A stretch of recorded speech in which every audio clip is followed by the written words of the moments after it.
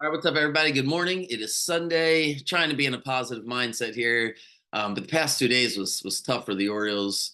Friday night, just I don't know what the heck happened. You blink, and next thing you know, we're down by 10 runs. And then yesterday it was just frustrating because it felt like they've made this mistake several times this year where they just get so anxious as a team, and you're like, man, you're swinging at all these first pitches.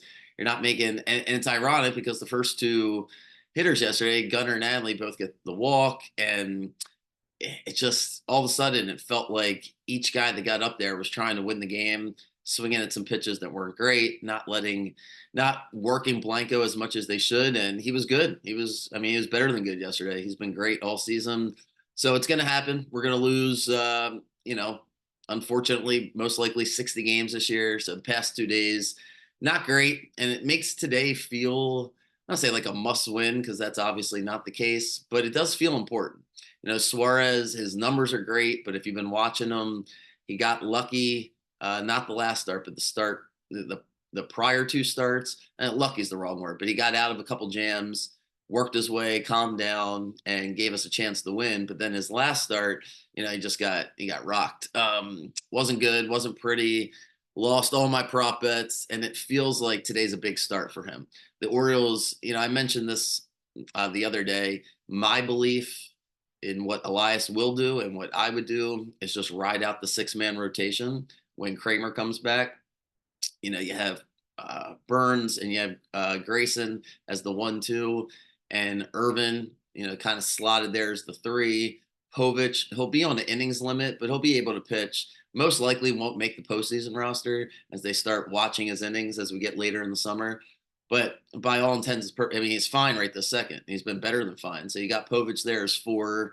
And then, you got Kramer and Suarez as the 5 and the 6. That's what I would do. It keeps Grayson's arm nice and fresh, keeps Burns nice and fresh. And I don't think there's a considerable difference between starter 3 and starter 6. So instead of just forcing Suarez into the bullpen, I think that's what they do. But they frankly are only going to do that if Suarez continues to be able to perform at the level he has this season, but not the last start. The last start, not so good. It's got to be better today. And we face Valdez, who, is one of the best lefties in all of baseball. The Astros are obviously feeling good. They've won 2 in a row. It's going to be a tough game today. Curious to see exactly what lineup they go with. Hayes will be in there, I'm sure, against the lefty. But we'll have the picks. We'll see how I'm feeling here in a few hours. But definitely feels like a big game. Feels like a big game for the Orioles for sure. And I want to get ahead of this real quick because I was advocating for Stowers. What was it? Yes, last week at this time, like literally exactly last week, as I said Stowers should get Cowser's at bats, and then Cowser hits the 2-run bomb off of Wheeler. And then, first thing I look at this morning is Stowers hits a grand slam yesterday in AAA, and it's just going to create the ongoing conversation. I think Mullins has got himself out of the fans' doghouse the past couple of weeks, but it's going to be a nonstop topic here for 5 weeks, which is fun. It should be fun. It shouldn't be, stressful. It should be exciting to say, hey, I want to flip this guy. I want to trade this guy. I want this guy in return. I want that guy. What's his contract looks like? How's he fit onto the team? So all those conversations are, I guess, fun. But I felt like I've already done this like a month ago, tried to see what the landscape would look like.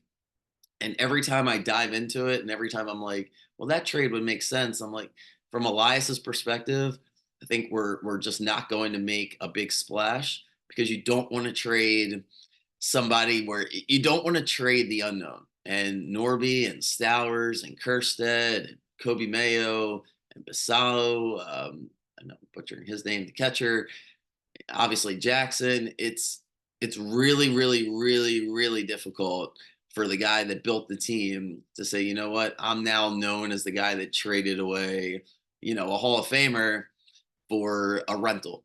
And you just don't know. You just don't know. And it feels like the upgrades, at least what I'm hearing now, and part of this is because the National League has been so god awful that a lot of teams aren't committed to selling. So it could change in 5 weeks. We could have a top starter available where the Orioles want to make the splash. But if I was betting on it, I would bet heavily against no starter being added to the Orioles, and instead a bullpen piece or two once they figure out exactly who's available. So that's I guess I'll be repeating that over the next few weeks unless I change my mind. But I really don't see it. I don't see us trading one of our best pieces in the middle of the season because you don't get the value. Whereas in the offseason, a team like the Brewers was able to, take a deep breath and say, all right, without the pressure of going to the playoffs and the fans and all that, should we trade Corbin Burns? And then that's how the Orioles are able to make that trade. Plus Kramer, Suarez is going to get at least a couple more starts because I don't know when Kramer's coming back. He was awful yesterday. That was his second start. And I say awful, like his numbers were awful. I didn't watch him pitch. I'm sure he's working on some things, but I mean, to not make it out of the first inning and give up 2 home runs, 5 earned runs, 5 hits, I can't imagine they're just going to bring him up here on Friday and let him pitch against the Rangers.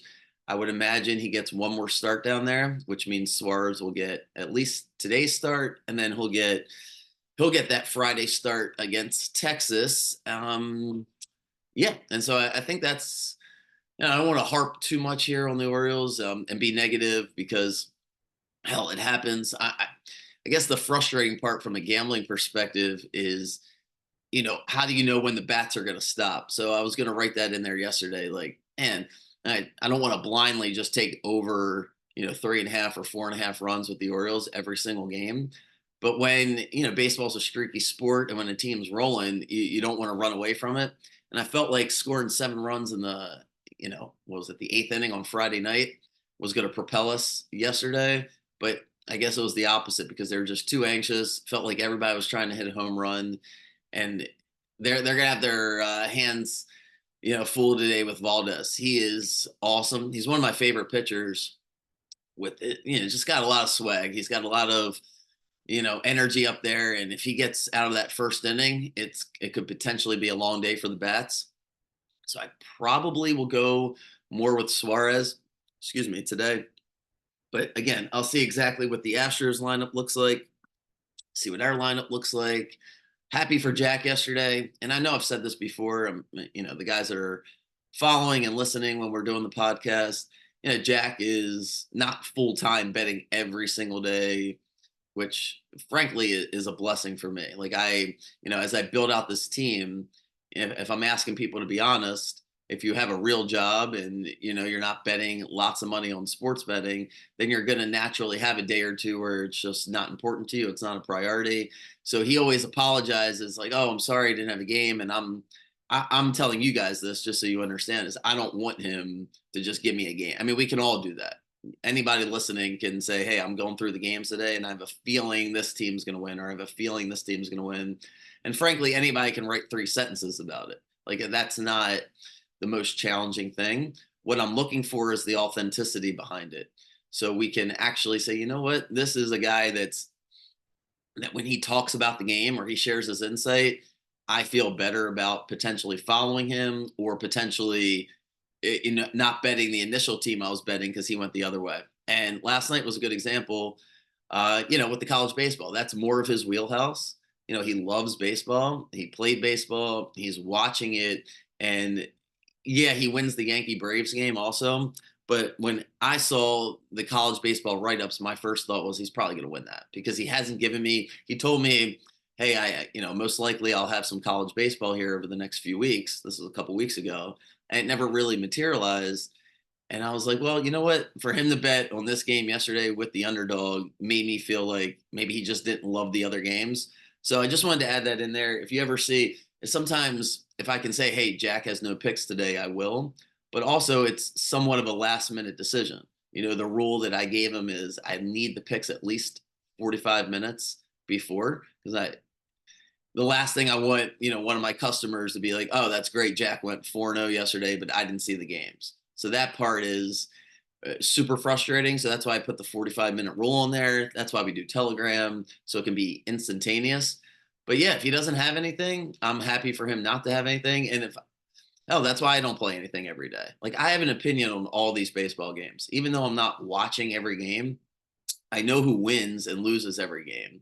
I know who the pitchers are in every game. I consume all of this. I have MLB Network on in the background, but I'm not betting my own money on it. That's why I'm not just giving out 6, 7 games. So I know most people know that already, but I just wanted to send a reminder in, as you know, the company is going to change here soon, and I'm excited about it. So all right, I'm gonna let everybody go. It is Sunday. Have a day. I know it's hot down in Baltimore.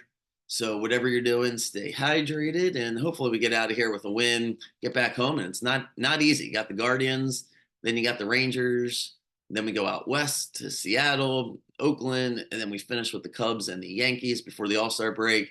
So it feels like let's win this game and then sprint to the All-Star break and see what we got. All right, have a good day. I shall see you guys in the morning, and that's that.